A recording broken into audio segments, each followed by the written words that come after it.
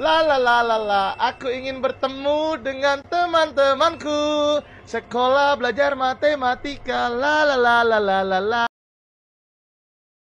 Bismillahirrahmanirrahim. Assalamualaikum warahmatullahi wabarakatuh. Apa kabar semua anak-anakku? Semoga kalian sehat dan tetap semangat. Masih kita belajar bilangan bulat. Pada pertemuan yang lalu kita sudah bahas operasi penjumlahan dan pengurangan bilangan bulat. Dan pada pertemuan kali ini kita akan melanjutkan dengan membahas operasi perkalian dan pembagian dan sifat-sifat operasi perkalian dan pembagian bilangan bulat. Sebagaimana operasi penjumlahan, operasi perkalian bilangan bulat adalah merupakan perluasan operasi bilangan cacah yang telah dipelajari ketika kita masih duduk di bangku sekolah dasar. Sekarang kita lihat, ini ada soal 3 dikali 4. Ini artinya pasti 3 kali 4 itu ya, kalau kita artikan, 3 kali 4 itu bisa diartikan menjadi 4 ditambah 4 ditambah 4 sebanyak 3 kali. Ya, berarti nilainya ada 12. Ya, 3 kali 4 itu adalah 12. Mudah ini. Sekira sudah, yang penting kita sudah hafal kali-kali, dengan mudah kita menjawab soal-soal yang seperti ini. Nah, sekarang ada soal lagi, 3 dikali min 4. Nah, di sini perlu saya jelaskan, ingatkan kembali. Di pertemuan lalu kita sudah bahas tentang perkalian positif dengan negatif, ya. Ini positif ya, bertemu dengan negatif berarti minus. Berarti 3 kali 4 adalah 12. Ya, berarti min 12. Oke. Kira-kira begitu ya, mudah. Nah, ini lagi ada min 8 dikali 7. Sama ini. Ini minus ketemu dengan positif, berarti hasilnya minus. Nah, berarti 56 minus 56. Oke. Nah, ini ada soal lagi. Dua-duanya minus nih. Kalau minus ketemu dengan minus, pasti hasilnya positif. Ini positif. Ya. Berarti 6 kali 5 adalah 30. Kira-kira begitu ya. Intinya di sini ada, ya, hafal kali-kali, kemudian perkalian negatif dengan positif itu harus ditahu, dan itu sudah dijelaskan di video sebelumnya. Baik, kita lihat lagi soal yang berikutnya. Baik, kita lihat soal yang kedua. Ini ada sepertinya, ini adalah soal cerita. Pak Imran harus berusaha mengurangi makanan karena kegemukan sejak 5 bulan yang lalu. Nah, setiap bulan beratnya berkurang 2 kg. Sekarang berat Pak Imran adalah 77 kg. Bagaimana berat Pak Imran 5 bulan yang akan datang? Nah, 5 bulan yang akan datang. Ya, sekarang kita lihat berat Pak Imran sekarang adalah 77 kg. Bagaimana 5 bulan yang akan datang? Di sini soalnya dikatakan berkurang 2 kilo. Berarti berkurang 2 kilo, berarti bulan pertama berkurang min 2. Bulan kedua juga min 2. Bulan ketiga demikian juga. Bulan keempat sama. Tetap berkurang min 2 selama 5 bulan. Berarti ini min 10. Berarti bisa 5 dikali min 2. Ya, hasilnya adalah min 10. Jadi berat Pak Imran 5 bulan yang akan datang adalah 77 kg. Ini berat sekarang ditambah min 10 kg. Ya, saya pakai kilogram. Berarti 77 dikurang 10 sama dengan 67 kg. Berat Pak Imran 5 bulan yang akan datang. Kemungkinan besar nafsu makannya berkurang atau dipengaruhi oleh faktor-faktor lain sehingga dia menyusut berat badannya. Oke, saya kira itu ya, mudah. Kita mengurangi saja. Sekarang pertanyaan bagian B. Bagaimana Pak Imran 5 bulan yang lalu? Beratnya bagaimana? Nah, sekarang. Tentu 5 bulan yang lalu berat sekarang adalah 77. Kalau yang lalu berarti minus 5. Ya, karena yang lalu kan minus dikali minus 2. Nah, berarti ini anak minus ketemu dengan minus positif. Berarti 10. Nah, itu masih gemuk dulu ya. Maka berat Pak Imran 5 bulan lalu, ini jawabannya. 77 kg ditambah dengan 10 kg. Berarti berat Pak Imran 5 bulan yang lalu masih 87 kg. Di sini masih gemuk ya, nafsu makannya juga masih bagus dan faktor-faktornya juga masih mendukung untuk gemuk pada 5 bulan lalu. Saya kira itu ya jawaban kita. Ya, saya kira mudah.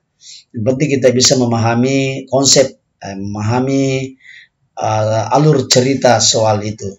Baik, kita lanjut lagi soal berikutnya. Baik, kita lihat soal yang ketiga. Ini ada sepertinya soal cerita dari suatu tes pilihan ganda yang terdiri atas 25 soal. Tentukan bahwa jika seorang siswa menjawab benar, mendapat nilai 4. Salah, nilainya -2. Dan tidak dijawab, nilainya 0. Tentukan nilainya. 20 benar dan 4 salah. Saya dulu tuliskan ya, ulatkan ini. Benar itu skornya 4. Salah skornya -2, ini dikurangi ini. Tidak jawab nilainya 0. Kalau begitu, karena dia 20 benar, ya 20 kali berapa? Kali 4 sama dengan 80. Kemudian 4 salah. Kalau salah itu dikurang ya, -2 sama dengan -8. Kemudian tidak dijawab, pasti 1 kali 0. Nah, sisa dikurang ini. Maka skornya adalah 80 kurang 8 adalah 72 skornya. Bagian A ini 72. Nilainya 72. Sekira mudah ya, kira-kira begitu. Sekarang kita lihat ini lagi bagian B-nya. 19 benar. 19 benar berarti langsung ya 19 kali 4. 19 kali 4 berarti 676. 4 salah, 4 kali -2. Berapa nih? Oke, -8. Sama-sama salahnya di atas. Cuma ini tidak dijawab, ada berapa nih? Ada 2 ya. Tidak ada pengaruhnya nih. 0 juga. Nah, kurang lagi. Atau tambah ya. 76 ditambah -8 itu adalah 68. Ini skornya bagian B. Mudah ya. Oke, yang penting kita sudah mengerti soalnya. Ya, harus dipahami dulu soal ceritanya. Sekarang bagian C. 2 benar dan 23 salah. Wah, ini banyak salahnya nih. Benarnya cuma 2. Berarti 2 dikali 4. 8. Ini salahnya, wah 23. Kali -2. -2 berarti ini minus, jawabannya 6, 46 pasti. Wah, 0 yang tidak jawab semua ya. Cuma jawabannya ini 23 salah. Maka nilainya ini skornya adalah pasti minus 38 ya, 38. Oke. Dia berutang nih 38. Tidak dapat positif, dapat minus. Aduh. Pasti ini tidak lulus ini. Sekarang lihat lagi bagian D. Wah, ini 25 salah ini. Tidak ada yang benar. Semua dijawab tetapi salah. Nah, berarti kalau ini banyak utangnya ini saya ini. 25 dikali -2. Berarti nilainya negatif 50. Dia berutang 50 nih. Nah, ini soal seperti ini tergantung dari bobot penilaiannya, tinggal dikalikan saja. Dan yang jelasnya jumlah soal 25. Oke, saya kira cukup. Di perkalian kita lanjut lagi gimana itu pembagian. Semoga dimengerti ya. Tolong dipelajari, dibaca soalnya baru dijawab. Baik, kita lihat bagian yang kedua ada operasi pembagian pada bilangan bulat. Operasi pembagian pada bilangan bulat adalah merupakan lawan dari operasi perkalian. Lawangnya ini. Secara umum ditulis A dibagi B itu sama dengan C. Atau A per B sama dengan C jika A sama dengan B kali C. Misalnya gini. 6 dibagi 3 sama dengan berapa nih? 2. Artinya apa? 6 itu sama dengan 2 kali 3. Oke ya. Itu maksudnya. Baik, kita lihat langsung saja kita masuk pada contoh soal terkait dengan pembagian. Nah, ini ada soal Hitunglah 72 dibagi dengan 8. Ingat ini ada positif, maka positif ketemu dengan negatif itu pasti negatif hasilnya. Oke. 72 bagi min 8. Min 8 kali berapa dapat 72 itu maksudnya. Berarti dapat min 9. Min 9. Min 9 kali min 8 itu positif 72. Itu kebalikannya. Baik, saya kira itu mudah. Nah, ini juga minus 36 dibagi dengan 6. Nah, saya kira pasti ini minus. Ini positif ketemu dengan negatif. Negatif berarti di sini pasti minus 6. Min 6 kali 6 adalah negatif 36. Oke. Mudah ini. Nah, ini lagi. Minus. Perkalian minus dengan minus. Minus ketemu minus. Gimana nih? Nilainya positif sini ya. Oke. 56 dibagi 7. Min 7 dikali berapa dapat minus 56. Berarti di sini positif 8. Oke. Sangat mudah ya untuk pembagian karena perkalian sudah dikuasai, insya Allah pembagian dengan mudah kita bisa jawab. Ini bagian D. Ini besar nilainya nih. Ini lagi minus ketemu dengan positif, ini positif, hasilnya nanti minus. Nah, soal seperti ini yang banyak begini ya, kita pakai dulu ya, perhitungan seperti yang dulu kita sudah pelajari. Nah, lihat, kita misalnya 285 dibagi dengan 19. Ini kita ambil dulu 20-an ya, berarti ini 1, ini 19. Oke. 18 kurang 9 berarti ini ada 9 turun 5 95 bagi 19 berapa nih? Ini pasti di sini 5 ya. Oke. Berarti di sini 95 0. Hasilnya ada berapa nih? Minus 15. Ya, oke, saya kira-kira begitu dalam pembagian. Baik, kita lihat yang kedua, ada sifat perkalian dan pembagian yang bulat. Yang pertama ada sifat komutatif atau pertukaran. Ini. Untuk setiap bilangan bulat A dan B berlaku A dikali B sama dengan B kali A. Nah, misalkan di sini ada 6 kali 3, apakah sama dengan 3 kali 6? Ya. Maksudnya A-nya 6, B-nya 3. 6 kali 3 ada 18. Ini juga 18.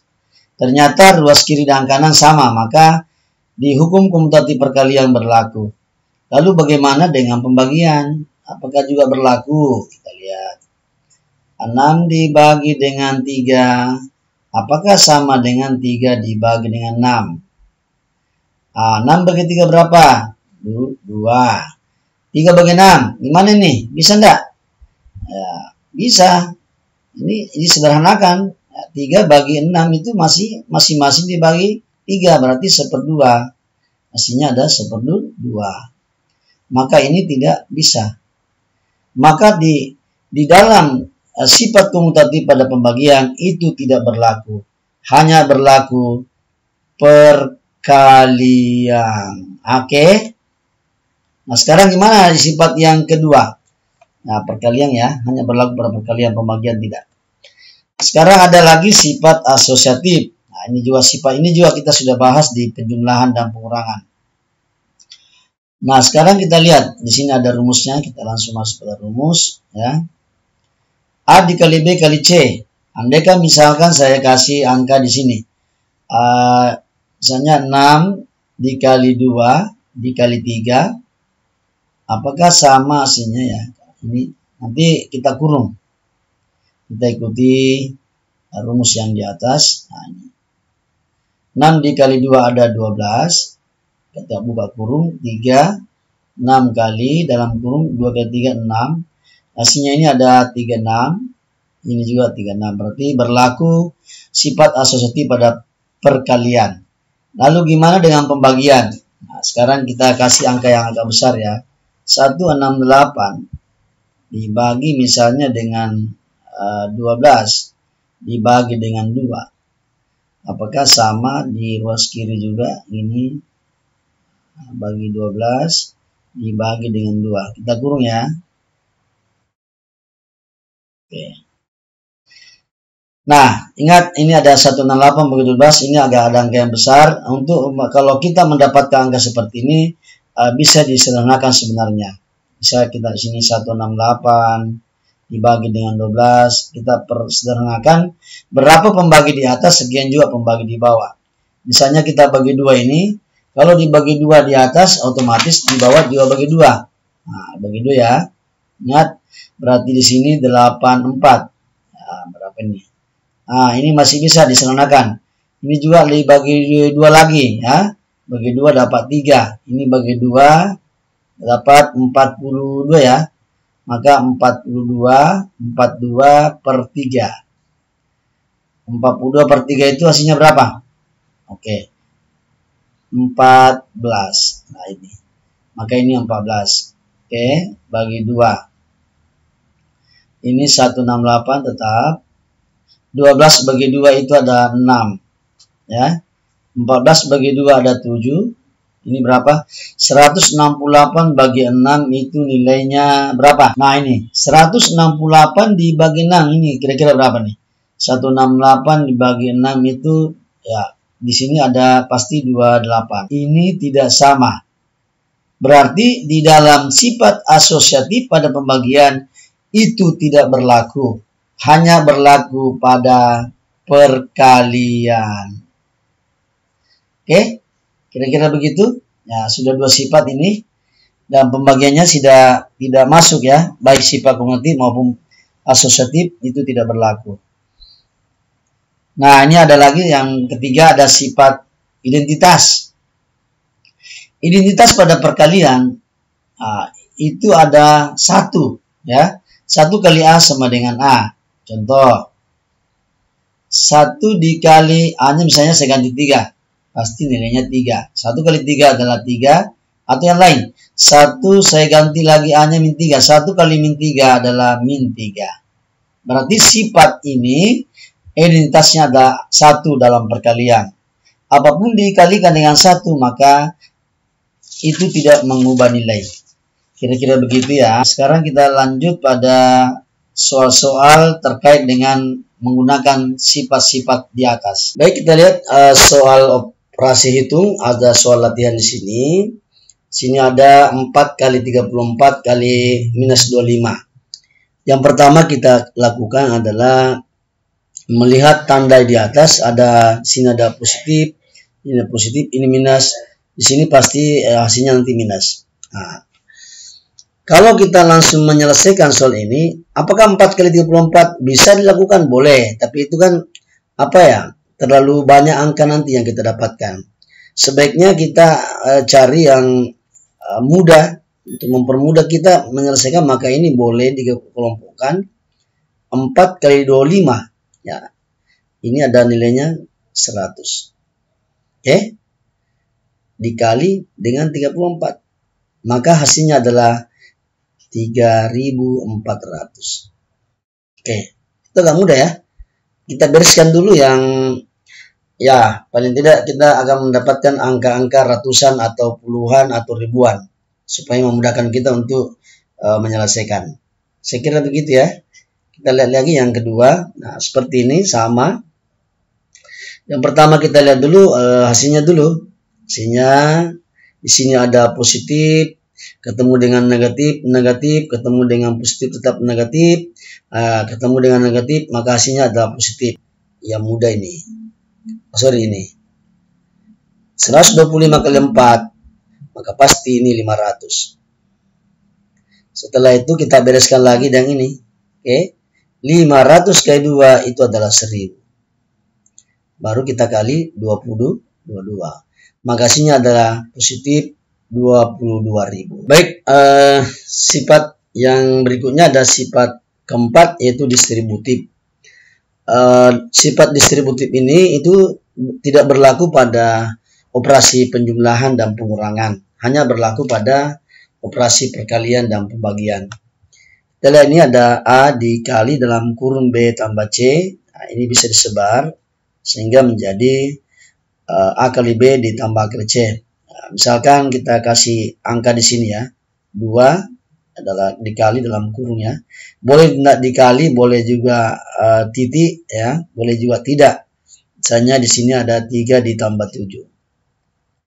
Nah, ini bisa digunakan hukum distributif, bisa menjadi 2 kali 3. Nah, kita kurung, tambah ya. 2 kali 7. Oke. Hasilnya berapa nih? 2 ke 3 berapa? 6. 2 ke 7, 14. Maka ini hasilnya ada 20. Oke, mudah ya. Nah, ini sebenarnya bisa ini. 3 tambah 7, 10 kan? Nah, langsung dikali ini. Hanya 20. Sebenarnya kalau dilihat ini tidak berguna sama sekali. Tetapi misalnya yang ini 2 dalam kurung X tambah Y, ini aljabar ya. Maka ini menjadi 2X, 2 kali X ditambah 2 kali Y. Nah, ini tidak bisa dijumlahkan ini karena tidak sejenis. Kira-kira begitu ya. Nanti di aljabar itu sangat digunakan hukum distributif. Nah, sekarang kita lihat ini ada sifat distributif juga berlaku 2 arah. Nah, ini kita coba perlihatkan bahwa 17 kali 23 itu hasilnya 391. Nah, kalau ini kita kali bersusun, sepertinya ini agak sulit.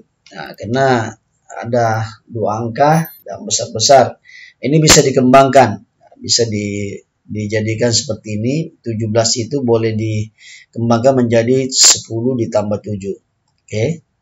Nah, ini memudahkan kita untuk perkalian nantinya. 23 itu bisa menjadi 20 ditambah 3. Oke. Sehingga bisa diselesaikan 17 kali 23. Nah, kita masukkan 17 itu ada 10 tambah 7. Kita pakai hukum distributif. Nah, di sini ada perkalian ya. Nah, di sini 20 ditambah dengan 3. Nah, ini namanya kalau di aljabar itu suku 2 ya. Perkalian suku 2. Nah, ini 10. Nah, bisa 10 kali 20 ya. Ini. Kemudian 7 kali boleh 7 kali 20 boleh. Ditambah 7 kali 20. Oke. Ini lagi 10 kali 3. Oke, tambah 10 kali 3. Tambah lagi di sini 7 kali 3. Semuanya dapat 2 kali nih. 7 kali 3. Apakah hasilnya sama dengan 391? Kita lihat. Dari 20 ya. 10 kali 20 ada 200 ya.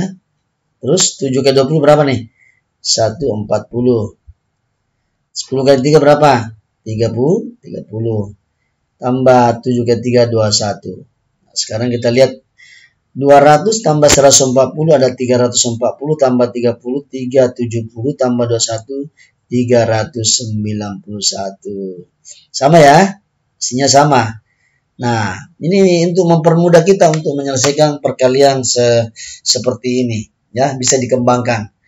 Kira-kira begitu ya. Kita lihat dulu beberapa contoh terkait dengan sifat distributif sebagai berikut. Silakan dikerja latihannya. Ini ada 2 soal ya. Selamat bekerja dan semoga sukses. Nah, ini ada soal terkait dengan penggunaan sifat distributif. Ini ada, kita lihat ini.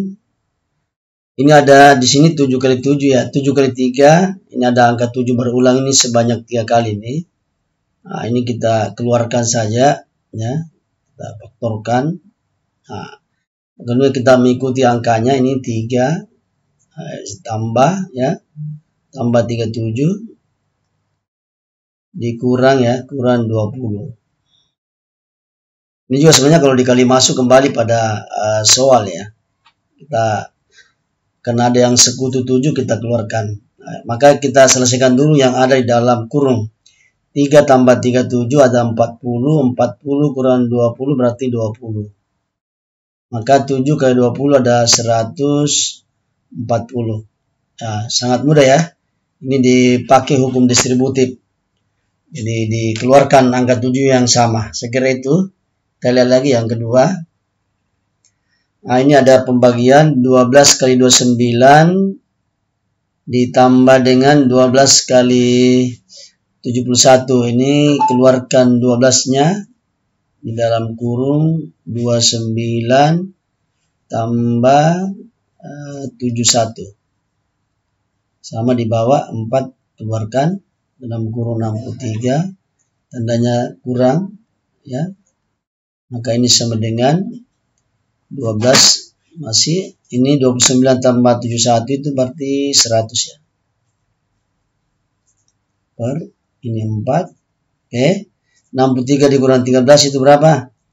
50. Nah, ini sudah bisa disederhanakan. 12 dibagi 4 itu 3. 100 bagi 50 ada 2. Maka jawabannya tinggal dikali 3 kali 2 ada 6. Oke, sangat mudah ya kalau kita menggunakan hukum distributif. Baik, saya kira cukup pertemuan kita. Cukup panjang memang ini videonya, karena itu banyak sifat-sifatnya kemudian yang harus kita bahas satu-satu. Demikian saya kira di akhir pembelajaran kita ada soal, tolong dikerjakan. Terima kasih yang sudah menonton dan semoga bermanfaat untuk kita semua dan menjadi amal jariah. Assalamualaikum warahmatullahi wabarakatuh. Selamat belajar.